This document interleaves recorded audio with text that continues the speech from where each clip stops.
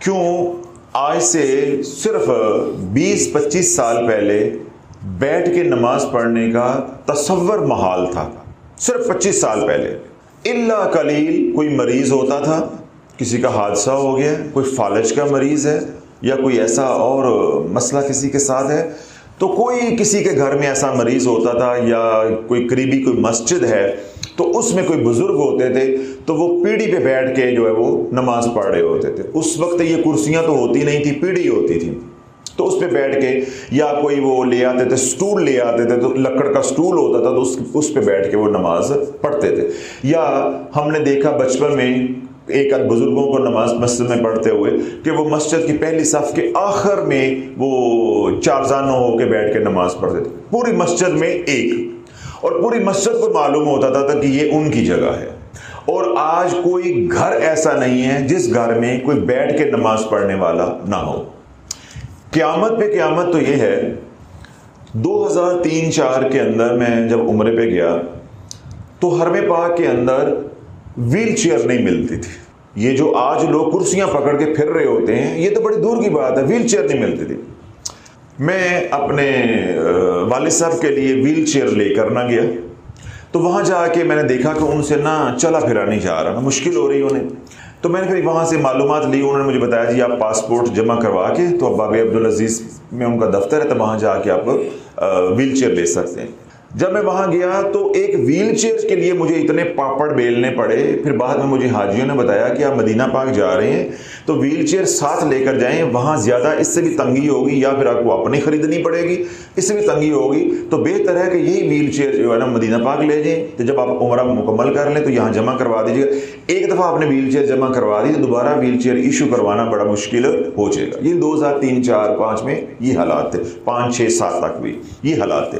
اب اللہ والو wheel chair رکھنے کی جگہ نہیں ہے۔ جہاں ہزاروں لوگ حرم میں کھڑے ہو کر نماز پڑھ سکتے ہیں، وہاں ہزاروں ویل چیئر نے جگہ گھیری ہوئی ہے۔ جہاں لوگ ایک سجدہ کرنے کے لیے ترستے مجھے جگہ مل جائے، وہاں ویل چیئر ہونا۔ میں کیونکہ جب حج پہ ہوں تو میں پیدل حج کرنا ہوتا ہے، تو احرام باندھ کے جب حرم میں آتے ہیں تو حاجی تو اس وقت جا چکے ہوتے ہیں مینا میں رات کو، تو ہم نے کیونکہ سفر شروع کرنا ہوتا ہے حرم پاک سے، وہاں نوافل پڑھ کے فجر کی نماز وہاں ادا کی، تو اس کا کیا ہے کہ اس وقت کیونکہ حجاج کی تعداد یعنی رش کم ہو چکا ہوتا ہے، کیونکہ زیادہ حاجی جو مینا رات کو جا چکا ہوتا ہے، تو زیادہ تر لوگ ہوتے ہیں مصری، عربی لوگ جو ہے زیادہ، یا انڈونیشیا کے لوگ ہوتے ہیں، نیپال کے لوگ ہوتے ہیں، اس طرح ملائیشیا کے لوگ ہوتے ہیں۔ بقیہ جو یہاں کے لوگ ہیں، بنگلہ دیش ہے، پاکستان ہے، ہندوستان ہے، افغانستان ہے، ایران ہے، یہ سب لوگ رات کو چلے جاتے ہیں یا اپنے اپنے ہوٹلوں سے اگلے دن چلے جائیں گے، یہ مینا حرم میں نہیں ہوتے۔ اللہ بولو اتنی کرسی ہے اب کہ باقاعدہ مسجد حرام میں اور مسجد نبوی شریف میں یعنی حرمین شریفین میں کرسیوں کے سٹینڈ بن گئے ہیں، یعنی ریکس بن گئے ہیں، ان کے اندر کرسیاں لگی ہیں۔ ہر ایرا غیرہ نتھو خیرہ ہٹا کٹا بھی کرسی پہ بیٹھا ہوا ہے، کرسی پہ نماز پڑھی جا رہی ہے، کرسی پہ بیٹھ کے گپیں لگ رہی ہیں، کرسی پہ بیٹھ کے جو ہے وہ قرآن پڑھا جا رہا ہے۔ کوئی روزہ رسول کا ادب نہیں ہے، کوئی کعبۃ اللہ کا ادب نہیں ہے، تو ایک اب رواج بن گیا ہوا ہے۔ کیوں گھروں میں کبھی عبادت کی نہیں ہے، وہ ایک دم جب زمین پہ بیٹھنا پڑتا ہے ٹانگوں کو موڑ کے تو جوڑ جو درد کرتے ہیں، پھر وہ کرسیوں پہ بیٹھتے ہیں۔ پھر تیسرا کیا ہے، تن آسانی ہے، تو اب کرسی پہ بیٹھنا تو آ گیا، لیکن جو کرسی کے ساتھ مسائل ہیں وہ نہیں ہیں۔ تو وہ میں نے اس لیے کہا تھا کہ جو لوگ کرسیوں پہ نماز پڑھتے ہیں، بیٹھ کے نماز پڑھتے ہیں، 90% لوگوں کو مسائل کا علم نہیں ہے۔ میں آپ کو آسان طریقے سے سمجھا دیتا ہوں، جو لوگ غلطی کر رہے ہیں نا، وہ یہ اپنا جو سر ہے نا دیواروں کو ماریں گے، ہماری تو اتنی زندگی کی نمازیں نہیں ہوئی، ہم کدھر جائیں؟ 3 طرح کی نمازیں، کتنی طرح کی؟ 3 طرح کی نماز پنجگانہ کے اندر جو فرض ہیں، 2 فجر کے، 4 ظہر کے، 4 عصر کے، 3 مغرب کے اور 4 عشاء کے، یہ جو نماز پنجگانہ کے اندر فرض ہیں، ان کو اب بیٹھ کر نہیں پڑھ سکتے، ان کو اب بیٹھ کر نہیں پڑھ سکتے۔ ان کے اندر قیام فرض ہے، اگر آپ قیام نہیں کریں گے تن ثانی کی وجہ سے آپ کی نماز ہی نہیں ہوگی۔ جب آپ نے فرض ہی چھوڑ دیا تو نماز کا ہے کی؟ جب آپ کا وضو ہی نہیں ہے تو نماز کاہے کی؟ جس طرح نماز کے اندر وضو کرنا یا نماز کے لیے وضو کرنا فرض ہے، شرائط میں شامل ہے، ایسے ہی جو نماز کے اندر کی شرائط ہیں ان کے اندر قیام کرنا فرض ہے، شرط ہے۔ میں نے کہا کہ 3 طرح کی نمازیں، پہلی کون سی نمازیں ہیں؟ جو نماز پنجگانہ کے اندر فرائض ہیں، 2 فرض فجر کے، 4 ظہر کے، 4 عصر کے، 3 مغرب کے اور 4 عشاء، فرض نماز ہو گئی۔ دوسری وہ نمازیں جو واجب ہیں، دوسری کون سی نمازیں ہیں؟ جو واجب ہیں۔ 3 رکعت نماز وتر جو بعد نماز عشاء آپ حضرات پڑھتے ہیں وہ واجب ہے، اس کے اندر قیام کرنا شرط ہے۔ عید الفطر کی نماز کے اندر قیام کرنا شرط ہے، عید الضحیٰ کی نماز کے اندر قیام کرنا شرط ہے، یعنی عیدین کی نماز اور وتر کی نماز یہ واجب ہیں۔ سمجھ آئے؟ کتنی طرح کی نمازیں ہو گئی؟ 2 طرح کی۔ تیسری نماز 2 رکعت نماز سنت موقدہ فجر، اس کے اندر قیام کرنا شرط ہے۔ اگر آپ فجر کی 2 رکعت نماز سنت موقدہ کے اندر قیام نہیں کریں گے تو تب بھی وہ سنتیں ادا نہیں ہوں گی۔ بے نہیں عیدین کی نمازیں ہیں یا وتر کی نماز ہے، اس میں آپ قیام نہیں کریں گے یعنی کھڑے نہیں ہوں گے تو وہ نماز کا ادا کرنا پڑے گا، نماز آپ کو لوٹانی پڑے گی، تو نماز نہیں ہوگی۔ اسی طرح نماز پنجگانہ کے اندر جو فرض ہیں ان کے اندر قیام آپ کا شرط ہے، جب اس بنیادی شرط کو پورا نہیں کریں گے تو نماز لوٹانی پڑے گی۔ اب میں ان لوگوں سے پوچھتا ہوں جو جہاں بیٹھتے ہیں، اللہ اکبر، وہ کہاں گیا ان کا قیام؟ کہاں گیا ان کا قیام؟ اللہ فقہا نے یہاں تک بات لکھی ہے کہ اگر آپ سہارا لے کے کھڑے ہو سکتے ہیں تو تب بھی کھڑے ہو کے قیام کریں، اور اگر کوئی آپ کو کھڑا کر کے سہارا دے دیتا ہے تو تب بھی قیام کرے۔ اب اگلی بات ہے، آج کے دور میں جس طرح آرتھرائٹس کا مسئلہ بہت زیادہ ہے، جوڑوں کے درد کا، ٹھیک ہے، یا موروں کا مسئلہ ہے خواتین کو، ٹھیک ہے، تو ان کے لیے کیا ہے کہ اگر واقعی وہ جسم بہت عورتوں کا موٹا ہو گیا، آج کل تو شادی جب ہوتی ہے تو 4 مہینے گزرتے ہیں، اسلم کی شادی سلمہ سے ہوئی، 4 مہینے بعد یہ نہیں پتہ چلتا انہاں دوواں جو اسلم کیڑا ہے تو سلمہ کیڑی ہے، یعنی یہ قرب قیامت کی نشانیاں ہیں کہ مردوں کی بھی توند نکلے گی۔ تو آج مردوں کے بھی اسی طرح پیٹ نکلے ہوئے ہیں جیسے عورتوں کے، کھا کھا کے آج لوگ زیادہ کھانے سے مر رہے ہیں، پہلے لوگ کھانا نہ کھانے سے، کھانا نہ ملنے سے مرتے تھے۔ شوگر کس وجہ سے ہو رہی ہے؟ زیادہ کھانے سے۔ بلڈ پریشر کس وجہ سے ہو رہا ہے؟ زیادہ کھانے سے۔ موٹاپا کس وجہ سے ہو رہا ہے؟ زیادہ کھانے سے۔ تو آج وزن ہے اتنے، اور نماز کیا کرنی ہے؟ بیٹھ کے پڑھنی ہے۔ سمجھ آئی؟ کپڑے کھڑے ہو کے بدل لینے ہیں، شادی بیاہ میں کھڑے ہو کے سارے کام کر لینے ہیں، ناچ گانا کھڑے ہو کر لینا، نماز بیٹھ کے پڑھنی ہے۔ تو میں نے یہ کیا کہا کہ ایک رواج ہو گیا کہ ریت پڑ گئی ہے، تن آسانی، ہڈ حرامی، کہ نماز بیٹھ کے پڑھنی، پھر اوپر سے جو نماز بیٹھ کے پڑھنے والے ہیں ان کو بنیادی مسائل کا علم نہیں ہے۔ تو اس لیے میں نے کہا تھا کہ جب میں پوری بات کروں گا جو لوگ میرا بیان سنیں گے انشاءاللہ یہ ٹکرے مار مار کے سر پھوڑیں گے کہ ہماری تو اتنی زندگی کی نمازیں نہیں ہیں۔ جب تک آپ شرعی معذور نہیں ہیں، قیام فرض ہے، یعنی آپ فالج کی حالت میں اٹھ ہی نہیں سکتے، اللہ نہ کرے نیچے والی ٹانگوں کا کوئی حادثہ ہو گیا ہوا ہے، آپ کھڑے نہیں ہو سکتے، نیچے والا دھڑ جو ختم ہو گیا ہوا ہے، آپ کسی طرح کھڑے ہو ہی نہیں سکتے، اس کو کہتے ہیں شرعی معذور ہونا۔ جب شرعی معذور ہوں گے تو شریعت آپ کو کیا دے گی؟ رعایت۔ وگرنہ کیا ہے کہ جو جوڑوں کے درد کے لوگ ہیں جو کرسی پہ نماز پڑھتے ہیں، یعنی وہ کہتے ہیں ہم کھڑے تو ہو کے چل پھر تو لیتے ہیں لیکن جب ہم سجدے میں جائیں گے تو ہم اٹھ نہیں سکیں گے، وزن ہمارا زیادہ ہے، تو وہ کس پہ نماز پڑھیں گے؟ کرسی پہ۔ تو ان کے لیے کیا ہے کہ وہ کھڑے ہو کے قیام کریں گے، ثنا پڑھیں گے، اپنی سورہ فاتحہ پڑھیں گے، کوئی اور سورت ہے وہ پڑھیں گے، یا امام کے پیچھے مرد ہے تو وہ پڑھ رہے ہیں، تو اسی طرح وہ رکوع کریں گے لیکن سجدہ کرسی پہ اشارے کے ساتھ کر لیں گے۔ اتحیہ تشہد میں جو ہے وہ کرسی پہ بیٹھ جائیں گے، کیوں؟ اتنے کام کے لیے وہ معذور ہیں۔ قاری مرتضیٰ بات سمجھ آ رہی، مسئلہ سمجھ آ رہا ہے؟ وہ کیونکہ معذور ہیں اتنے کام کے لیے کہ وہ سجدے میں جا کے اٹھ نہیں سکتے، عورتیں جسم بھاری ہے سجدے میں جا کے اٹھ نہیں سکتی، تو ویسے تو ہرنی کی طرح بھاگی پھر رہی ہیں، تو ان کے لیے اتنی معذوری ہے، جتنی معذوری ہے اتنی رعایت ہے۔ تو ایک آدمی ہے وہ بالکل اٹھ بیٹھ نہیں سکتا، اس کو وضو کوئی کرواتا ہے تو وہ مکمل شرعی معذور ہے۔ اس کے لیے ہے کہ وہ جو بھی اس کو وضو کرواتا ہے وہ کروائے اور وہ قبلہ رخ ہو کے بیٹھ کے چارپائی پہ، کرسی پہ، بینچ پہ، پلنگ پہ، جو بھی کوئی اس کو سہولت ہے بیٹھنے کی، اس پہ وہ بیٹھ کے نماز بلا کراہت پڑھ سکتا ہے۔ لیکن وہ لوگ جو عام زندگی میں چل پھر لیتے ہیں، واش روم چلے جاتے ہیں، کھا پی رہے ہیں، وضو کرتے ہیں، سفر کرتے ہیں، گاڑیوں میں مزے لوٹتے ہیں، نماز کیا ہے؟ بیٹھ کے کرنی کہ میرے جوڑوں میں درد ہے، تو وہ اگر واقعی آرتھرائٹس کے مریض ہیں، ڈاکٹر نے منع کیا ہوا ہے، یا موٹاپا اتنا ہے کہ بیٹھ کے اٹھ نہیں سکتے، اٹھنا مشکل ہوتا ہے، تو ان کے لیے میں نے کیا کہا ہے کہ بقیہ ارکان کے اندر، مناسک کے اندر وہ معذور ہیں، اس کی رعایت ملے گی، قیام کے اندر ان کو رعایت نہیں ملے گی۔ وہ کھڑے ہو کے نماز فرض یا فجر کی پڑھنے لگے ہیں تو کیا کہیں گے؟ 2 رکعت نماز فرض فجر، اللہ اکبر، اب یہ ثنا پڑھیں گے، اپنے قیام کا سارا تلاوت وغیرہ مکمل کریں گے، رکوع کریں گے، اس کے بعد کرسی پہ بیٹھ جائیں گے، پھر سجدہ اور تشہد جو ہے وہ ادھر کریں گے، اپنی نماز مکمل کریں گے اس طریقے سے، پہلی رکعت بھی اور دوسری رکعت بھی ہے۔ لیکن اگر وہ سجدہ کر سکتے ہیں، ہڈ حرامی کی وجہ سے وہ بیٹھ کے پڑھ لیتے ہیں، تن آسانی کی وجہ سے بیٹھ کے پڑھ لیتے ہیں، ان کی نماز نہیں ہے۔ جتنی نمازیں انہوں نے اس طرح پڑھی ہیں، آج کا بیان سننے کے بعد وہ تمام کی تمام نمازیں انہیں لوٹانی پڑیں گی۔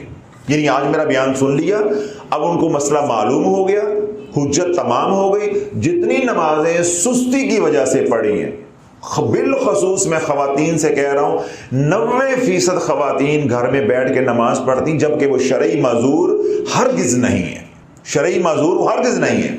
بازاروں میں دیکھیں، اڈی جاواں ہوا دے نال بھاگی جا رہی ہوتی ہیں، سارے کام ہو رہے ہیں، نماز کیا کرنی ہے؟ بیٹھ کے پڑھنی۔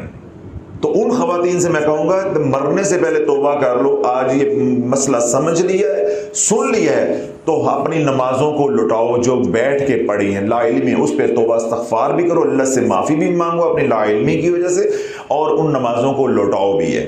اور آئندہ موٹا سا میں نے اصول بتا دیا، جتنے آپ معذور ہیں اتنی آپ کو رعایت ہے، بیٹھ کے اٹھ نہیں سکتے تو بس کیا ہے؟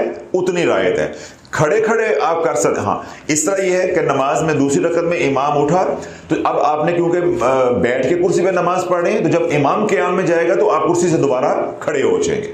تو ایک آدمی جسے میں نے کہا وہ ہے ہی فالج کا مریض ہے، یا بہت زیادہ موٹاپا ہے، یا کوئی اور موروں کا مسئلہ ہے، کوئی اور ایسی تکلیف اس کو ہے کہ وہ بیچارہ ساری زندگی ڈیتھ بیڈ پہ پڑا ہوا ہے، تو وہ مکمل شرعی معذور ہے، اس کی ہم بات نہیں کر رہے، ہم 90% ہڈ حرام لوگوں کی بات کر رہے ہیں، اور ان بے شرم اور لا علم ڈاکٹروں کی بات کر رہے ہیں، بے عمل ڈاکٹروں کی بات کر رہے ہیں، جو ذرا سا بھی مریض جاتا ہے میرے جوڑوں میں درد ہے، اس کو کہتے ہیں کموڈ استعمال کرو۔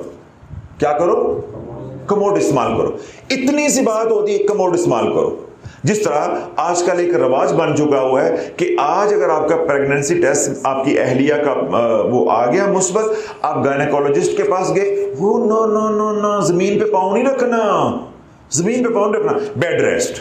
اب وہ جو بچی بیاہ کے بہو بن کر آج آئی ہے، اس نے پہلے 2 مہینے ویسے کیا کیا ہے؟ کام نہیں کرنا۔ وہ ایک رسم ہندوؤں کی ہمارے ہاں کہ کام نہیں کرنا، صرف کھانا ہے۔ 2 مہینے اس نے مہینہ وہ بیٹھ کر کھایا، اس کے بعد وہ فیملی وے پہ آ گئی، بعد میں ڈاکٹر نے کہہ دیا 9 مہینے پیر تھلے نہیں لانا، پیر تھلے نہیں لانا، اس کے بعد چھلا آ گیا، وہ ہو گیا۔ یعنی یہ سارا ملا کے اگر پہلے سال میں بچہ ہو گیا، جس خاتون نے، جس بہو نے 14 مہینے کر کے نہیں کھایا، اللہ والو سمجھ لو ان کے گھر والے کہ ساری زندگی کے لیے یہ لڑ لگ گئی ہے، یہ پیراسائٹ ساری زندگی آپ نے اس کو کھلانا ہے۔ آپ ہم نے کورونا کے دوران چھٹیاں کی 3 مہینے، پونے 3 مہینے، ہم مرد ہو کے جب کلینک دوبارہ جانا پڑا، کما کے کھانا پڑا، ہمیں موت نظر آتی تھی، ہمیں موت نظر آتی تھی۔ جمعے کی چھٹی ہوتی ہے، ہفتے پر دن کام پہ جانا پڑتا ہے، لیبر کو پوچھو کتنا مشکل ہوتا ہے۔ تو جس عورت نے 14 مہینے بیڈ پہ بیٹھ کے کھایا ہے اور رنگ بازیاں کر کے، ڈرامے کر کے، ساس کو، باقی رشتہ داروں کو ذلیل کر کے رکھا ہے کہ نہیں میری پریگننسی، مجھے ابارشن ہو جائے گی، مجھے ابارشن ہو جائے گی، ہمارا پہلا بچہ ہے، 14 مہینے نخرے دکھائے ہیں، وہ اپنے ہاتھ جلاتی ہے۔ جس نے کسی کو جلایا ہے 14 مہینے، وہ اپنے ہاتھ جلاتی ہے ان کے لیے۔ تو گل طلاق تے جا کے ختم ہونی ہے یا وقت تے ختم ہونی ہے، یا اس نے کہنا ہے مجھے علیحدہ کرو، کیوں؟ یہ دم چھلا تو میرے پاس ہے، بازار سے منگوا لوں گی۔ تو جوائنٹ فیملی میں بازار سے نہیں آتا، تو یا بات طلاق کے جا پہ ختم ہونی. تو یہ میں نے بات اس لیے کہی ہے اللہ والوں کہ ڈاکٹروں کی نصیحت پہ چلنا ہے وہ الگ مسئلہ ہے, وہ ان کی بات اپنی جگہ پہ معتبر ہے, لیکن ہم نے ڈاکٹر کی بتائی ہوئی بات کو شریعت کے آئینے میں دیکھنا ہے. کس کے آئینے میں دیکھنا ہے؟ شریعت کے آئینے میں. اللہ بولو پاکی نپاکی یا شریعت کے مسائل کیا ہیں. میں آپ کو ایک مثال اپنی ذاتی بات سناتا ہوں, آپ کی رونگٹے کھڑے ہو جائیں گے. شریعت اجازت دیتی ہے کہ آپ کا وزن زیادہ ہے, آپ جوڑوں کے مسائل ہیں, جس طرح میں نے کہا آج آپ ڈاکٹروں کے پاس جاتے ہیں یا آپ کی عمر 50 سال ہو جاتی تو آپ ڈاکٹر کو جا کے بتاتے ہیں آرتھوپیڈی کو کہ ڈاکٹر صاحب میری عمر 50 سال ہے. ہر ڈاکٹر آپ کو کہے گا کہ آپ نے آج کے بعد نماز بیٹھ کے نہیں پڑھنی, نماز کھڑے ہو کے نہیں پڑھنی, آپ نے نماز بیٹھ کے پڑھنی ہے. کیوں؟ وہ کہتے ہیں جی 50 سال کے بعد جوڑوں کے اوپر اتنا وزن نہیں ڈالو, آپ کو وہ منع کر دیں گے. اور پھر آپ کو دوسری ڈاکٹر ہر آرتھوپیڈک آپ کو یہ ایڈوائز کرے گا کہ آپ نے گھر میں کموڈ استعمال کریں, جاتے کیا کریں؟ کموڈ استعمال کریں. ٹھیک ہے, آپ کسی بھی مفتی سے یہ مسئلہ سمجھ لیں, وہ کہے گا ٹھیک ہے ڈاکٹر نے کہا ہے تو اس کا مطلب شرعی عذر ہے, آپ کموڈ استعمال کر سکتے ہیں. حالانکہ شرعی مسئلہ اتنا ہوتا نہیں ہے, صرف وہ ہم نے اپنے پر سوار کر لی. شرعی مسئلہ ہوتا ہے 100 میں 1-2 لوگوں کا جینین جو ہوتا ہے. اب اللہ بولو ایک تو ہے مریضوں کو کموڈ استعمال کرنے کی اجازت, وہ بھی تو شریعت بھی دی, ڈاکٹروں نے ویسے ان کو ایڈوائز کر دیا, وہ کر رہے ہیں. ہمارے جیسے لوگ بھی تو کموڈ استعمال کر سکتے ہیں. کوئی کیا شریعت ان کو منع کر دی ہے؟ شریعت منع کر دی؟ نہیں منع کر دی. آپ جو WCO انڈین جو سیٹ ہے وہ بھی استعمال کر سکتے ہیں, اور جو کموڈ ہے وہ بھی آپ استعمال کر سکتے ہیں. ہاں اس میں شریعت یا علماء نے یہ احتیاطیں بتائی ہیں کہ کموڈ جو ہے اس کو پانی نہ گرا ہو, وہ خشک ہو وغیرہ وغیرہ, اس کی شرائط وہ ایک علیحدہ مسئلہ ہے, وہ بتائی ہیں. ان کا خیال کر کے, کپڑوں کا خیال کر کے, چھینٹوں کا خیال کر کے آپ کموڈ استعمال کر سکتے ہیں. اگر آپ کموڈ استعمال کرنے کی اجازت ہے, ذرا جاگتے رہیے گا عمر شریف, کموڈ کو استعمال کرنے کی اجازت ہے تو میں نے بھی کملی والے کا کلمہ پڑھا, پھر مجھے بھی تو اجازت ہے کہ مجھے اجازت نہیں ہوگی کہ میں اتوں آیا ہوں, مجھے بھی تو اجازت ہے. اب آپ سنو, جب ہم نے یہ جگہ خریدی تو جو پہلے پرانا گھر تھا اس کے جتنے بھی کمرے تھے سب کمروں کے ساتھ اٹیچ بیڈ میں 4 میرے غالباً باتھ روم تھے, یعنی واش رومز تھے. چاروں کے اندر کموڈ لگے ہوئے تھے, اور ایک سرونٹ کوارٹر تھا جس جگہ پہ یہ اب ذکر حال بن گیا ہے, یہاں پہ ملازمین کے لیے وہ WC سیٹ لگی ہوئی تھی. جب ہم نے اس کو سارا وہ ذرا ڈیمالش کیا, بنانا شروع کیا, تو اب جن کمروں کے اندر کموڈ لگے تھے واش رومز کے اندر وہ کچھ کے تو ختم ہو گئے. میرے بیڈ روم کا جو واش روم تھا اس کو باری آنی تھی بعد میں, ذرا اوپر والا سارا گھر بنتا تو وہ کمرہ تبھی ختم ہونا تھا نا. تو جب تک وہ ختم نہیں ہوا تو ظاہری بات ہے ہم نے کیا کرنا تھا, وہی استعمال کرنا تھا. باقی تو ہم نے مریضوں کا ختم کر دیا, جو آپ واش روم استعمال کرتے ہیں وہاں بھی سیٹ لگا دی, وہ ختم کر دی, کموڈ ختم کر دیا. اب کیونکہ ہماری رہائش تھی اس کمرے کے اندر, تو ہمیں یہ تھا کہ باقی سارا بن جائے گا تو یہ گرا کے, کیونکہ اندر رہ کے بنا رہے تھے نا, تو اس کے اندر تو ہماری رہائش تھی, تو ہم کموڈ ختم نہیں کر سکتے. اب بہت زیادہ جاگتے رہنا ہے اندر بھی اور باہر بھی. آپ یہ دیکھو کہ جو میرے بیڈ روم کا واش روم ہے اس کا 6 انچ کا پائپ, کتنے انچ کا؟ 6 انچ کا پائپ ہے جو کموڈ سیٹ کے ساتھ ڈائریکٹ جو ہے پی ٹریپ کے ساتھ لگا ہوا ہے, اور 2 فٹ کے بعد ہودی میں گر رہا ہے, مین ہول کے اندر گر رہا ہے, مین ہول کے اندر گر رہا ہے. وہ بلاک ہو سکتا ہے. یعنی یہ سوشل میڈیا پہ بھی میں نے بات اب سنا دی ہے صرف اس کی گہرائی کو سمجھانے کے لیے. یعنی بندے کی عقل میں نہیں آ سکتا کہ یہ کموڈ کیسے بلاک ہو سکتا ہے. اب ادھر جو ہے مستری لگے ہوئے ہیں, کام ہو رہا ہے, ادھر کموڈ جو ہے وہ بلاک ہو گیا. اور جتنی دیر کموڈ کا استعمال رہا ہے میری زندگی اجر رہی ہے 6-7 مہینے. یعنی جب بھی میں نے جانا ہے میں نے نہانا ہے, جب بھی میں نے جانا ہے میں نے نہانا ہے, کیونکہ میں اس طرح کی میری عادت نہیں ہے استعمال کرنے کی. حالانکہ ہم 2 میاں بیوی تھے, اس میں بچے تو تھے نہیں, تو جو بچے تھے بیٹی تھی تو وہ چھوٹی تھی, تو یعنی نہ ہونے والے حساب ہو گئے نا, وہ بچہ تو کموڈ نہیں استعمال کر رہا نا, تو ہم 2 میاں بیوی کموڈ استعمال کرتے. اس کے باوجود کموڈ ڈرائی بھی ہوتا تھا, خشک بھی ہوتا تھا, میرا دل نہیں مطمئن ہوتا. میں نے جب بھی بیت الخلاء جانا ہے وضو کے لیے, جس کے لیے کموڈ اگر استعمال کیا تو میں نے نہانا ہے, تو میرے لیے تو زندگی عذاب بنی ہوئی تھی. اب سردی گرمی میں کیسے آپ 2-4 دفعہ نہا سکتے ہیں. اللہ کا نظام ایسے چلا, کموڈ ہو گیا بلاک. पहले अपने लोगों ने ट्राइयां मारी, सलाखें सलूखें मारी, किया हुआ, कुछ नहीं हो रहा, समझ नहीं आ रही। फिर उन्होंने जाके बाहर सर्विस लेन पे मेन होल का जो वो ढक्कन है, होदी जो है, उसका ढक्कन उठा दिया, उधर से सलाखें मार रहे हैं, कह रहे हैं जी सलाख अंदर भी जा रही है, अब तो पानी क्यों नहीं आ रहा?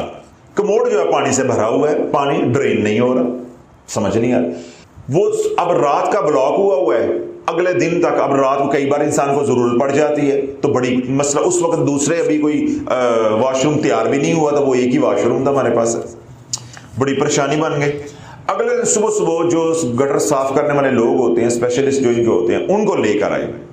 अल्लाह सोने का निज़ाम है कि वो बंदा जो आया तो उसके चेहरे के ऊपर सुन्नत रसूल थी, छोटा सा कद, और उसके चेहरे के ऊपर एक अजीब नूर था। मैंने जब देखा उनको तो मैं बड़ा परेशान हुआ। मैंने कहा ये मुसलमान हैं और ये तो अल्लाह करने वाली रूह है, ये किस काम लगी हुई है? तो मुझे रो के कहने लगा, जब डॉक्टर साहब ज़रिया रोज़गार कोई ना हो तो क्या करें, फिर ये काम करें। मैंने उसके लिए बड़ी दुआ की कि अल्लाह रब्बुल इज़्ज़त उनको कोई ज़रिया रोज़गार जो है, तैयब रिस्क जो वो अता फरमाए और आसानी वाला रिस्क अता फरमाए कि वो मुसलमान हो के ये काम कर रहे हैं, और बहुत सी कौमें हैं ये काम करने के लिए। तो खैर उन्होंने जब गटर साफ किया, वो सलाख मारते रहे, फिर उनके पास लकड़ियाँ होती हैं बांस की, वो उन्होंने मारी। वो कहे जी मैं इधर से गुजारता हूँ, उधर चली जाती है, आगे समझ नहीं आ रही ये पाइप जाता किधर को है।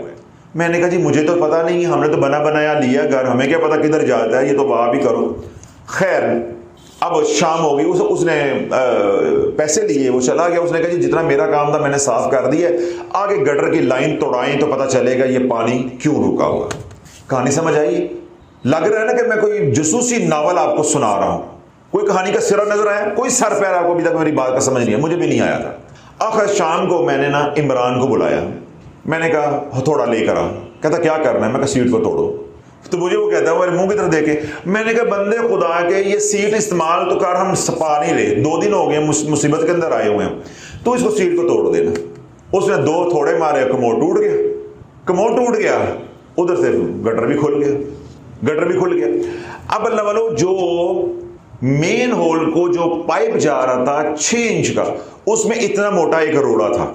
उस रोड़े को बांस की सोटियां भी डाली हैं, लोहे की तारें भी डाली हैं, गर्म करके पानी भी डाला है, स्वीप जो तेजाब होता है वो भी डाला है, प्रेशर से पानी भी मारा है। वो रोड़ा इतना सा है, वो 6 इंच के पाइप के अंदर ये रोड़ा तो ठहर ही नहीं सकता, और अगर रुका भी रहे तो वो पानी नहीं रोक सकता 100%।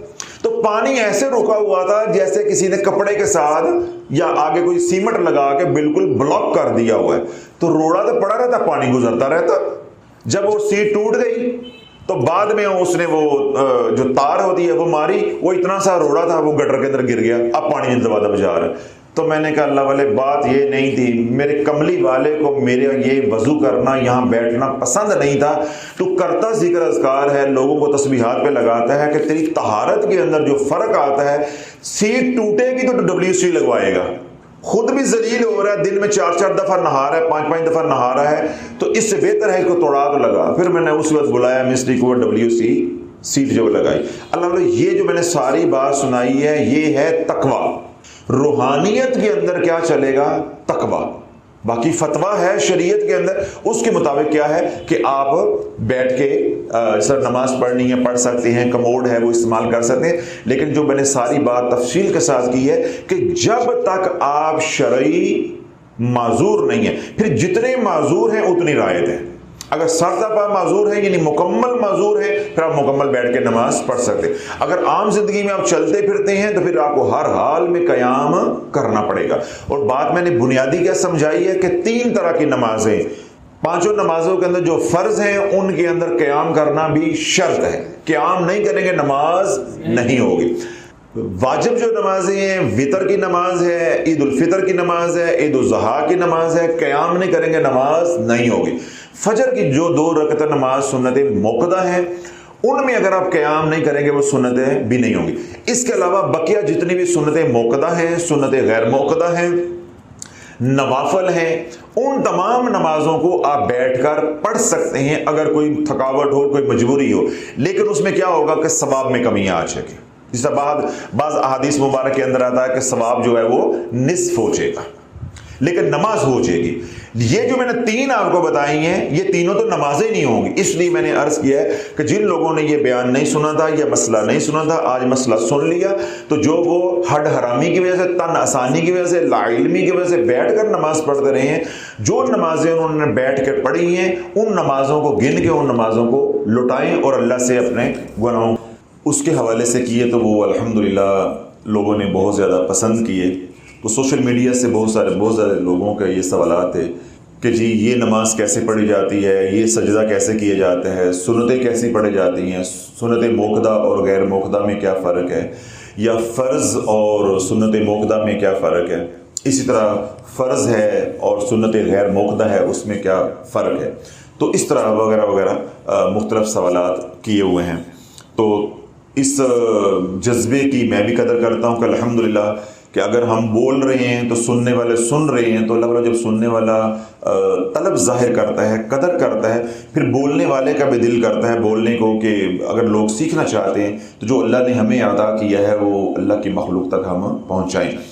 تو وہ جو نماز کے مسائل کے حوالے سے سیریل جو ہمارا چل رہا ہے اس پہ 4-5 بیانات جو ہے وہ تلاش چینل پہ پہلے سے اپلوڈڈ ہیں کہ قضا نماز کیسے پڑھتے ہیں, عورتوں کا جمعہ کی نماز کیسے ہوتی ہے, کرسی پہ بیٹھ کے نماز کیسے پڑھتے ہیں, واش روم میں وضو ہوتا ہے یا نہیں ہوتا, یا ننگے ہو کے غسل ہم کر سکتے ہیں یا وضو کر سکتے ہیں یا نہیں کر سکتے. اس طرح کے موضوعات کے اوپر پہلے بیانات ہو چکے ہیں, وہ تلاش چینل کے اوپر بھی اپلوڈڈ ہیں کچھ, اور کچھ بیانات جو ہے وہ آرزو چینل کے اوپر ہے. تو اسی سیریل کا آج جو اگلا موضوع ہے یا سوال آپ کہہ سکتے ہیں کہ سنت موقدہ پڑھنے کا مکمل طریقہ بتائیں اور یہ بھی بتائیں کہ سنت موقدہ کس کس نماز کے اندر ہوتی ہیں. دیکھیں جو نماز پنجگانہ اللہ رب العزت نے ہمیں عطا کی ہے یا ہمارے اوپر فرض کی ہے, فجر ہے, ظہر ہے, عصر ہے, مغرب ہے اور عشاء ہے. تمام نمازیں جو ہیں ان میں سے صرف واحد نماز ہے ظہر کی جس کے اندر 4 رکعت نماز سنت موقدہ ہے. بقیہ جو نمازیں ہیں جس طرح فجر کی نماز ہے اس میں 2 رکعت نماز سنت موقدہ ہے. اس طرح ظہر کی بھی یہ جو نماز ہے اس کے فرض کے بعد از فرض 2 رکعت نماز سنت موقدہ ہے. عصر کے اندر سنت موقدہ ہے ہی نہیں ہے. پھر جو مغرب ہے اس کے فرضوں کے بعد 2 رکعت نماز سنت موقدہ ہے. اسی طرح عشاء کی نماز ہے اس کے فرضوں کے بعد 2 رکعت نماز سنت موقدہ ہے. پہلی بنیادی بات آپ یہ سمجھ لیں کہ جو روزانہ ہم 5 نمازیں پڑھتے ہیں ان 5 نمازوں میں سے صرف واحد ظہر کی نماز ہے جس کے اندر 4 رکعت نماز سنت موقدہ ہے. اس کے بعد آ جاتے ہیں صرف جمعۃ المبارک. تو جمعۃ المبارک کی نماز واحد نماز ہے جس کے اندر 4 رکعت نماز سنت موقدہ قبل از فرض ہے, پھر 4 رکعت نماز سنت موقدہ بعد از فرض ہے. یعنی 8 رکعتیں سنت موقدہ کی جمعۃ المبارک کی نماز میں ہیں, یعنی 4 پہلے ہیں اور 4 بعد میں ہیں. اس کے علاوہ کسی بھی نماز کے اندر اکٹھی 4 رکعت نماز سنت موقدہ نہیں ہے. 2 ہیں وہ میں نے آپ کو بتا دی ہیں. 2 جو ہیں وہ جمعۃ المبارک کی نماز کے بعد بھی ہیں, یعنی 4 رکعت نماز سنت موقدہ ہم پہلے پڑھتے ہیں, پھر امام کے پیچھے ہم 2 فرض پڑھتے ہیں, پھر دوبارہ ہم 4 سنت موقدہ پڑھتے ہیں, پھر دوبارہ ہم 2 سنت موقدہ پڑھتے ہیں, پھر بعض اوقات ہم ساتھ 2 نفل بھی پڑھ لیتے ہیں. تو یوں جو 2 رکعت نماز سنت موقدہ ہے وہ فجر میں بھی ہے, ظہر میں بھی ہے, مغرب میں بھی ہے اور عشاء میں بھی ہے اور جمعۃ المبارک میں بھی ہے. ٹھیک ہے, لیکن 4 رکعت اکٹھی جو ہیں وہ صرف ظہر کی نماز میں ہیں اور جمعۃ المبارک میں. اس لیے ان کو پڑھنے کے اندر اکثر لوگوں کو غلطی لگتی ہے, اور وہ غلطی بھی کیا ہوتی ہے یا غلطی کہاں لگتی ہے؟ وہ غلطی لگتی ہے آخری 2 رکعتوں کے اندر, یعنی تیسری اور چوتھی رکعت کے اندر. کیوں یہ جو نماز ہے یعنی سنت موقدہ 4 رکعت, کیونکہ ہر نماز کے اندر 4 رکعتیں نہیں ہیں. اگر ہر ایک کے اندر ہوتی تو یہ غلطی بہت کم لوگوں کو لگتی, اکثر لوگ یہ مسئلہ سمجھ جاتے یا سیکھ جاتے. تو کیونکہ ہم دین جو ہے وہ سیکھتے نہیں ہیں, ہم نے ماشاءاللہ اپنی زندگیاں وقف کی ہوئی ہیں وظیفے پڑھنے کے لیے. نماز کے مسائل معلوم نہیں ہیں، پاکی ناپاکی طہارت کے مسائل معلوم نہیں ہیں، اور ہم نے کام کیا شروع کیا ہوا ہے؟ وظائف پڑھنے کا. یعنی اگر کوئی دین کی طرف ہے بھی تو اس نے اپنی صلاحیتیں اور اپنا وقت کدھر لگایا ہوا ہے؟ وظائف پہ، یعنی مسائل پہ نہیں، وظائف پہ. تو لوگ جس کو مسائل کا علم نہیں ہے، دین کا علم نہیں، بنیادی علم نہیں ہے، ان کے وظائف کی کیا تاثیر ہوگی اور کیا نفع ہوگا. جو آدمی سنت موقدہ غلط طریقے سے پڑھ رہا ہے، اللہ والا اس کے وظائف پڑھے کا کیا نور ہوگا یا اس کو کیا کامیابی ملے گی. اب جس غلطی کی نشاندہی میں کرنا چاہ رہا ہوں، جس پہ یہ سوال آیا تھا، وہ یہ تھا کہ آیا سنت موقدہ 4 رکعت، اب 2 کی بات بار بار نہیں کریں گے، وہ آج ہمارا موضوع نہیں ہے، 4 کی بات ہے. یعنی 4 ظہر کی، پھر 4 جمعہ المبارک کی پہلے فرضوں سے اور 4 فرضوں کے بعد کی، بس اتنا موضوع محدود سا ہے. سوال یہ تھا کہ آیا سنت موقدہ 4 رکعت ویسے ہی پڑھی جائے گی جیسے فرض پڑھے جاتے ہیں؟ تو بھائی جیسے فرض پڑھے جاتے ہیں ایسے ہی سنت موقدہ نہیں پڑھی جاتی. سنت موقدہ میں اور فرضوں میں فرق ہے، اور وہ فرق کیا ہے؟ پہلے آپ فرضوں کا طریقہ سن لیں. جب فرضوں کا طریقہ سنیں گے تو پھر انشاءاللہ سنتوں کے اندر جو آپ خطا کر رہے ہیں، غلطی کر رہے ہیں، اس کی نشاندہی ہو جائے گی اور وہ مسئلہ آپ کو سمجھ آ جائے گا. مثال کے طور پہ آپ 4 رکعت نماز فرض ظہر پڑھ رہے ہیں، ٹھیک ہے؟ چاہے وہ آپ امام کے پیچھے پڑھ رہے ہیں، چاہے وہ عورتیں ہیں گھر میں تنہا پڑھ رہی ہیں، چاہے ہم مرد حضرات یا ہم اپنی نماز پڑھ رہے ہیں، اس میں کوئی فرق یا کوئی اشکال نہیں ہے. چاہے امام کے پیچھے پڑھیں اور چاہے اکیلے پڑھیں، چاہے مرد پڑھیں چاہے عورتیں پڑھیں، کوئی اس میں اشکال نہیں، کوئی سوال نہیں ہے. اب 4 رکعت نماز فرض کیسے پڑھیں گے؟ آپ پہلے نیت کریں گے 4 رکعت نماز فرض ظہر. اب یہ جو نیت ہے، جس طرح میں بول رہا ہوں ایسے بولنا ضروری نہیں ہے. نیت ارادے کا نام ہے، اور ارادہ کیا ہے؟ دل ہی میں خیال ہے. آپ نے وضو کیا ہے، ظہر کی نماز کے لیے کیا ہے نا، تو آپ کو معلوم نہیں کہ میں ظہر کی نماز پڑھ رہا ہوں. تو ارادہ، یہ پختہ ارادہ، جو پختہ خیال ہوتا ہے اسی کا نام نیت ہے. لیکن اگر آپ زبان سے ایسے فکریں دہرا دیتے ہیں، یعنی تکبیر تحریمہ کہنے سے پہلے میں نیت کرتا ہوں 4 رکعت نماز ظہر، منہ قبلہ شریف کی طرف اللہ اکبر، تو یہ مستحب ہے، کہہ لیں تو ٹھیک ہے، نہ کہیں تو اس کی کوئی ضرورت نہیں ہے. نیت کا مسئلہ بھی سمجھ آ گیا. اب ہم نے نیت کیا کر لی؟ یعنی دل ہی دل میں یا زبان سے جہرن ہم نے نیت کیا کر لی؟ 4 رکعت نماز فرض ظہر، ٹھیک ہے. اب ہم نے تکبیر تحریمہ کی، اپنے ہاتھ جو ہے وہ کانوں کی لو تک لے کر آئے، اور پھر ہم نے اپنے ہاتھ جو ہے یہاں ناف پہ یہاں جو ہے وہ باندھ لیے، ٹھیک ہے. جب ہم نے ہاتھ باندھ لی تو پہلے ہم کیا پڑھیں گے؟ ثنا پڑھیں گے، اس کے بعد سورۃ فاتحہ پڑھیں گے، پھر اس کے ساتھ ہم ایک سورت ملائیں گے، یا کم از کم قرآن سے کہیں بھی 3 آیات جو ہے ہم ملائیں گے. اب پھر اس کے بعد کیا کریں گے؟ رکوع کریں گے، سجود ہوں گے، پہلی رکعت ہماری انشاءاللہ مکمل ہوگی. اب دوسری رکعت میں ہم اٹھیں گے، ہم کیا کریں گے؟ پہلے بسم اللہ الرحمن الرحیم پڑھیں گے. یہ غلطی بھی فرضوں کے اندر بھی ہوتی ہے، یہ غلطی جو ہے وہ سنت موقدہ کے اندر بھی ہوتی ہے، یہ غلطی جو ہے وہ سنت غیر موقدہ یا نوافل کے اندر بھی ہوتی ہے. دوسری رکعت میں جب اٹھتے ہیں تو سورۃ فاتحہ پڑھنے سے پہلے بسم اللہ شریف پڑھنا سنت ہے. تو ہم اس سنت کو چھوڑ جاتے ہیں اور کہاں سے شروع کر دیتے ہیں؟ الحمدللہ رب العالمین. تو پہلی سنت جو ہے وہ ہمارے ہاتھ سے نکل جاتی ہے یا ہم نظر انداز کر بیٹھتے ہیں. جب دوسری رکعت کے لیے اٹھے تو ہم نے کیا کیا؟ اللہ اکبر، ہاتھ باندھ لیے، ٹھیک ہے. دوسری رکعت میں اٹھ کے ہاتھ باندھ لیے. اب ہم پڑھیں گے بسم اللہ الرحمن الرحیم الحمدللہ رب العالمین. اب اس کے ساتھ ہم ایک سورت ملائیں گے. جب دوسری سورت ملائیں گے، یعنی سورت فاتحہ پڑھنے کے بعد کوئی سورت ملائیں گے، تو اس سورت کے ساتھ بسم اللہ شریف پڑھنا مستحب ہے. وہ آپ پڑھ لیں تو ثواب ہے، نہیں پڑھیں تو کوئی اس کے اندر کراہت نہیں ہے، کوئی سجدہ سہو جو ہے وہ واجب نہیں ہوتا، یعنی آپ کی نماز میں کوئی کمی یا خلل نہیں آتا. لیکن سورۃ فاتحہ سے پہلے بسم اللہ شریف پڑھنا سنت ہے. تو اللہ جب نماز پڑھ ہی رہے ہیں تو پھر ہمیں یہ معلوم ہونا چاہیے کہ کون کون سی بات فرض ہے، کون کون سی بات واجب ہے، کون کون سی بات سنت ہے، اور کون کون سی بات جو ہے یا عمل جو ہے وہ مستحب ہے، تاکہ ہماری نماز جو ہے وہ کامل ہو. جو کامل ہوگی انشاءاللہ وہ مقبول بھی ہوگی. اب पहली रकत मुकम्मल करके उठे, आपने हाथ बांध लिए और आपने क्या कहा, बिस्मिल्लाहिर्रहमानिर्रहीम अल्हम्दुलिल्लाहि रब्बिल आलमीन, ये सूरत पढ़ी। उसके बाद आपने बिस्मिल्लाह पढ़ी, आगे कोई और सूरत मिला ली। अब आप रुकू करेंगे, सुजूद करेंगे, अब आप कादा में बैठेंगे, ठीक हो गया। इसमें आप क्या करेंगे, अत्तहियात पढ़ेंगे, दुरूद सलाम पढ़ेंगे और क्या पढ़ेंगे, दुआ पढ़ेंगे। ऐसे पढ़ेंगे। देखिए मैंने गलत बोला है, आप सब ने मेरे साथ मिलकर सर मारा है। अब समझ आ गई आपको अपनी नमाज की। मैंने कहा कादा में बैठेंगे, अत्तहियात पढ़ेंगे, दुरूद सलाम पढ़ेंगे, फिर हम दुआ पढ़ेंगे। ऐसे ही पढ़ेंगे। मैंने सही बोला है? कहते हाँ जी सही बोला है। माशाअल्लाह, ला कुव्वता इल्ला बिल्लाह। अल्लाह बोले जब हम अत्तहियात में बैठेंगे यानी कादा में बैठेंगे तो महज अत्तहियात पढ़ेंगे। क्या पढ़ेंगे? महज अत्तहियात पढ़ेंगे। अब हम खड़े हो जाएंगे, खड़े हो जाएंगे। खड़े होने के बाद हम पढ़ेंगे बिस्मिल्लाहिर्रहमानिर्रहीम अल्हम्दुलिल्लाहि रब्बिल आलमीन, सूरह फातिहा पढ़ेंगे।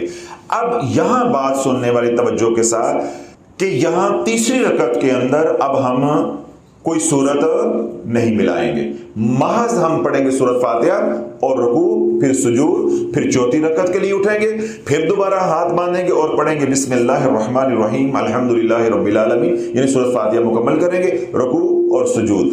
अब अल्लाह वालों चौथी रकत में, जो दूसरी रकत में आपने गलती की है वो चौथी रकत में पढ़ना है। चौथी रकत में आके आप कादा पे जब बैठेंगे तो आप क्या पढ़ेंगे, पहले अत्तहियात पढ़ेंगे, ठीक है, उसके बाद दुरूद सलाम पढ़ेंगे और उसके बाद दुआ पढ़ेंगे, फिर आप दाएं बाएं सलाम फेर देंगे और नमाज आपकी मुकम्मल हो जाएगी, नमाज से आप निकल आएंगे। यहां पे एक छोटा सा मसला है। ये जो मैंने अभी बात कही या की, यही असूल इमाम के लिए है। मतलब मैं नमाज पढ़ा रहा हूं तो मैं ऐसे ही नमाज पढ़ाऊंगा, और अगर मैं अकेले नमाज पढ़ रहा हूं तो ऐसे ही मैं नमाज पढ़ूंगा। फिर मैंने अगली बात भी वाज़ेह कर दी कि जिस तरह मैंने ये 4 रकत फर्ज पढ़ने का तरीका बताया है, ऐसे ही मर्द पढ़ेगा, ऐसे ही औरत पढ़ेगी, ऐसे ही बाजमात पढ़ेंगे और ऐसे ही अकेले पढ़ेंगे और ऐसे ही इमाम पढ़ाएगा। ये मसला समझ आ गया। अब यहां पे एक सवाल है, बसा औकात ये होता है कि अगर इमाम जो है वो आखिरी 2 रकतों के अंदर भी सूरत मिला लेता है, यानी पहली 2 रकतों के अंदर उसने सूरत मिलाई, तो उसने क्या किया कि अगली जो 2 रकतें यानी तीसरी और चौथी, उसमें भी उसने कोई छोटी छोटी सूरतें मिला ली। तो अगर इमाम ने महज सूरत फातिहा तीसरी और चौथी रकत में पढ़ने नहीं पढ़ी बल्कि उसमें सूरत का इजाफा कर लिया, तो इसके ऊपर कोई कराहत नहीं है और ना नमाज के अंदर कोई खलल आएगा और ना ही सजदा सहव करना पड़ेगा इमाम को। लेकिन क्या है, लेकिन अगर इमाम जो है वो नमाज पढ़ा रहा है, उसके जो मुक्तदी हैं वो ज़ईफ़ भी हैं, बच्चे भी हैं, औरतें भी हैं, बूढ़े भी हैं, मुसाफिर भी हैं, तो इमाम के लिए अल्लाह के नबी अलैहिस्सलातु वस्सलाम की जो तलकीन है, हुक्म है शरीयत का, वो क्या है कि जब इमामत करवाओ तो नमाज हल्की पढ़ाओ, मुख्तसर नमाज पढ़ाओ, ताकि पीछे किसी भी रंग का बंदा खड़ा है, किसी भी कैफियत में बंदा खड़ा है तो वो तकलीफ में ना हो। कोई पेशाब रोक खड़ा होता है, कोई शुगर का मरीज है, कोई हार्ट का मरीज है, बाज़ वक्त गर्मी बहुत ज़्यादा होती है, बाज़ वक्त बच्चे रो रहे होते हैं, बाज़ वक्त कोई लोग जो है जोड़ों की दर्द वाले मरीज होते हैं और कई मसाइल लोगों के साथ होते हैं। बाज़ लोगों का वजू का मसला होता है, उन्हें गैस ट्रबल होती है, इतनी लंबी नमाज नहीं पढ़ सकते। इसलिए इमाम के लिए क्या हुक्म है, हल्की नमाज, मुख्तसर नमाज। लेकिन इमाम ने क्या किया कि तीसरी और चौथी रकत के अंदर भी उसने कोई ना कोई सूरत मिला ली। अगर तो वो मुक्तदियों को गिरा ना गुजरे, तो जो रखिएगा, अगर तो वो मुक्तदियों को यानी पीछे हम नमाज पढ़ने वाले हैं हमें बुरा नहीं लगा तो फिर इमाम के ऊपर कोई भार नहीं है। और अगर लोग नमाज पढ़ने के बाद कहते हैं और मौलवी साहब तरावियां शुरू करती हैं सारे, तो ये जो लोगों के फिक्रे हैं, जब ये उनकी कैफियत जुबान भी आएगी तो इमाम के लिए अब तीसरी और चौथी रकत के अंदर कोई और सूरत में मिलाना मकरूह हो जाएगा, क्योंकि उसके मुक्तदी पसंद नहीं कर रहे। تو اس لیے امام کے لیے یہی بہتر ہوتا ہے کہ وہ پہلے 2 فرضوں کے اندر صورت ملائے اور آخری 2 جو فرض ہیں، تیسری اور چوتھی جو رکعت ہے، اس کے اندر کوئی صورت نہ ملائے، نماز کو ہلکا رکھے۔ اور اس میں نے یہ بات بھی واضح کر دی، اگر بالفرض وہ ملا لیتا ہے تو اس کے اوپر سجدہ سہو نہیں ہے، لیکن اگر مقتدیوں نے اعتراض کر دیا، انہوں نے کوئی ایسی باتوں کا اظہار کیا جو کوئی ناگوار ان کو گزر رہی تھی، اس کا نماز کا دورانیہ بڑا ہونا، تو پھر وہ امام کے لیے کیا ہے؟ مکروہ، اس کو ایسا نہیں کرنا چاہیے۔ یہ تو ہوگا امام کے لیے مسئلہ۔ اب میں انفرادی نماز پڑھ رہا ہوں، کیا کر رہا ہوں؟ انفرادی نماز پڑھ رہا ہوں۔ ظہر کے میں نے 4 فرض پڑھے، تو اس کے اندر میں نے کیا کیا کہ چاروں رکعتوں کے اندر میں نے 4 صورتیں مختلف جو ہے وہ ملا کے پڑھ لی، ٹھیک ہے؟ پہلی رکعت میں بھی سورۃ فاتحہ کے ساتھ سورت، دوسری میں بھی سورت، تیسری رکعت میں بھی سورۃ فاتحہ کے بعد سورت، اور چوتھی میں سورۃ فاتحہ کے بعد سورت۔ اگر میں نے پڑھ لی، اس کے اوپر کوئی بھی گرفت نہیں ہے، کوئی کراہت نہیں ہے، پڑھ لی ہے تو کوئی غلطی نہیں، کوئی سجدہ سہو نہیں کرنا پڑے گا۔ تو یہ کس کا طریقہ ہو گیا؟ 4 رکعت نماز فرض کا۔ یہ کس کا طریقہ ہو گیا؟ 4 رکعت نماز فرض کا۔ میں نے یہ کہا تھا کہ جب تک آپ فرض پڑھنا نہیں سیکھیں گے تو آپ کو سنت موقدہ کا علم نہیں ہوگا۔ اب فرضوں کے اندر کوئی غلطی تو نہیں رہ گئی، کوئی اشکال، کوئی سوال نہیں رہ گئی، یہ ہو گئے فرض۔ اب آپ پڑھنے لگے ہیں 4 رکعت نماز سنت موقدہ قبل الظہر، ٹھیک ہے؟ نیت کریں گے، جس سے پہلے میں نے بات کی کہ نیت کس کا نام ہے؟ ارادے کا نام ہے۔ اب آپ نے ارادہ کیا 4 رکعت نماز سورۃ موقدہ قبل الظہر، منہ قبلہ شریف رخ، اللہ اکبر۔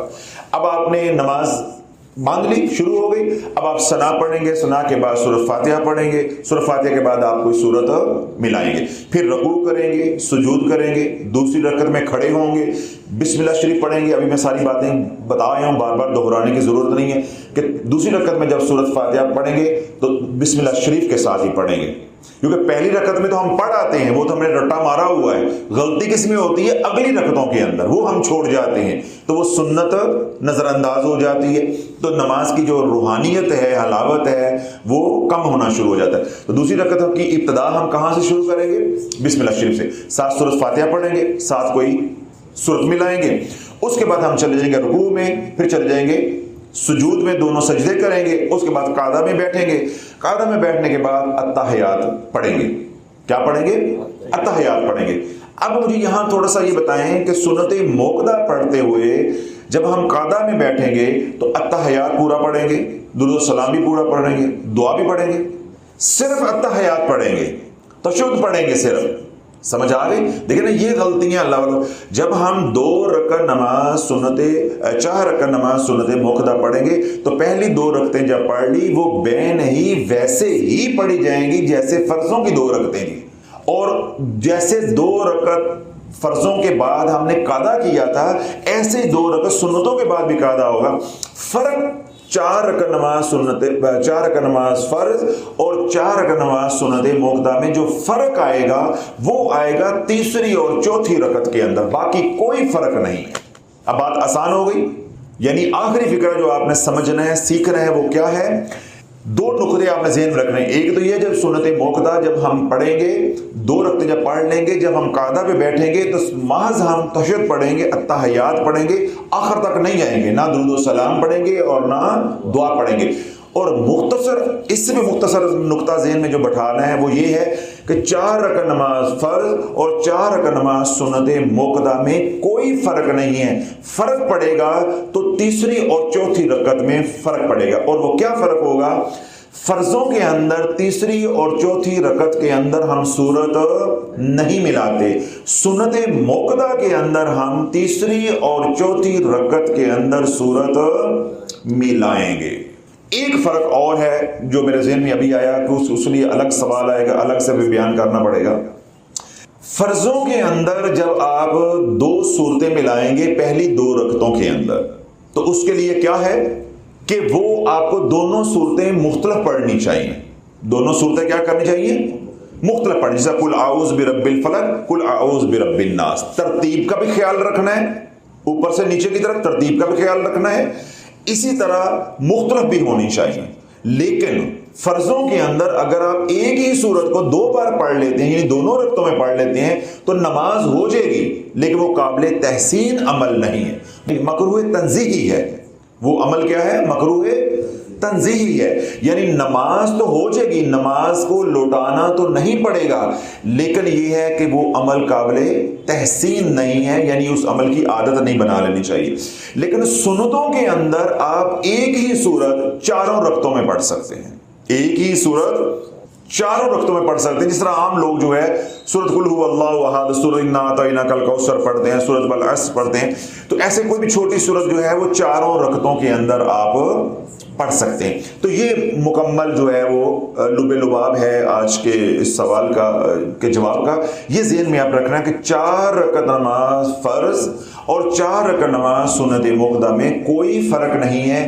जैसे फर्ज पढ़े जाएंगे वैसे ही सुन्नतें पढ़ी जाएंगी। फर्क सिर्फ ये होगा कि 4 फर्ज की तीसरी और चौथी रकत के अंदर सूरत नहीं मिलानी, सुन्नतों के अंदर आपने तीसरी और चौथी रकत के अंदर सूरत मिलानी है। अब यहां पे फिर एक सवाल आएगा, जिस तरह फर्जों के बारे में सवाल आया कि अगर हम तीसरी और चौथी रकत में सूरत मिला लें तो हजरत साहब फिर क्या होगा? तो भाई कुछ भी नहीं होगा, ठीक है। लेकिन सुन्नतों के बारे में तो क्या है कि सूरत अगर नहीं मिलाएंगे, सूरत अगर नहीं मिलाएंगे, जानते हुए भी नहीं मिलाएंगे, तो फिर तो अल्लाह बोलो सिरे से नमाज ही नहीं होगी। अगर आपको मसला भी मालूम है तो आपने नहीं मिलाई तो नमाज ही नहीं होगी। इसी तरह अगर आपको मसला मालूम था कि भाई हमने तीसरी और चौथी रकत के अंदर सूरत मिलानी है, आप भूल गए, तो ये क्या है? वाजिब है, इसके ऊपर सजदा साहब आपको करना पड़ेगा। अब बात समझ आ गई? यानी फर्जों के अंदर आपने अज़ाफ़ी सूरत पढ़ ली,